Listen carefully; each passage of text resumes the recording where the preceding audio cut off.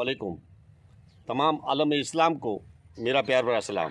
मैं आपका मेज़बान अनवर हुसैन खलीफा, संजरी टूर्स एंड ट्रैवल्स आयोजित गढ़सी सा फिर से गोंदियाली की सरजमी पे हूँ, जहाँ मेरे मुर्शिद कामिल हाजी जमन शाह का दरबार है। मैं हाजी जमन शाह की जो करामतें हैं वो आपकी खिदमत में पेश करने की कोशिश करूँगा दोस्तों। तो चलो दोस्तों, करें ज़ियारत हाजी जमन शाह के दरबार की, और जो करामतें हैं मेरे मुर्शिद कामिल की वो आपकी खिदमत में पेश करने की कोशिश करूँगा। हाँ दोस्तों, आज फिर से आपकी खिदमत में मेरे मुर्शिद कामिल हाजी जमन शाह के दरबार की ज़ियारत। जिस तरह से मैंने आपकी खिदमत में वादा किया था कि मैं अपने पीरो मुर्शिद हाजी जमन शाह की जो करामतें हैं आपकी खिदमत में पेश करने की कोशिश करूँगा, क्योंकि 1 महीने तक मैं टूर में जो रुका हुआ था, टूर पे टूर चालू था, इसकी वजह से वीडियो अभी कम बने हैं। तो आज आपकी खिदमत में मेरे मुर्शिद कामिल हाजी जमन शाह की जो करामतें हैं वो बताने की कोशिश करूँगा। एक मर्तबा ऐसा हुआ, मैं अपने घर की बात करता हूँ, मेरी बीवी की बात करता हूँ। मेरी बीवी की तबीयत कुछ सही नहीं थी। मैंने भूज, मांडवी, बिदड़ा हर जगह पे दिखा दिखा के थक गया था। घर वाले भी परेशान हो चुके थे। इस हाल में अब करे तो करे क्या। लेकिन जब भूज से मैं रिटर्न घर पे आया तो वही हालत थी। तो मैंने ये सोचा, अब मेरा आखिरी जगह अगर कोई है तो मेरे मुर्शिद कामिल हाजी जमन शाह का दरबार है। बस मेरे मुर्शिद कामिल की चौखट पे जाऊं और मुर्शिद कामिल को अपना हालात सुनाऊं। मैं गोंदियाली की सरजमी पे आया, मेरे मुर्शिद कामिल हाजी जमन शाह के कदमों में बैठ गया और पूरी हालात सुना दी।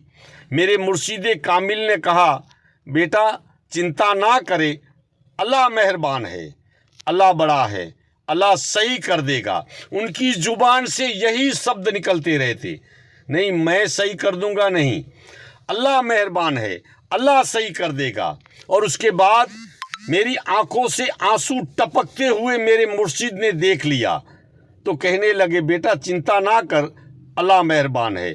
उसके बाद 1 घंटे के बाद जब मेरी बीवी घर से बाहर निकली तो एकदम से सही होकर, कुछ भी नहीं, और आज तक वो बीमारी भी नहीं, वो तकलीफ भी नहीं, वो परेशानी भी नहीं, सब सही हो गया।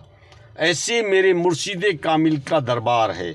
मेरे मुर्शिद कामिल ने दुआ दी तो कुछ इस तरह से दी, आज तक कुछ भी नहीं।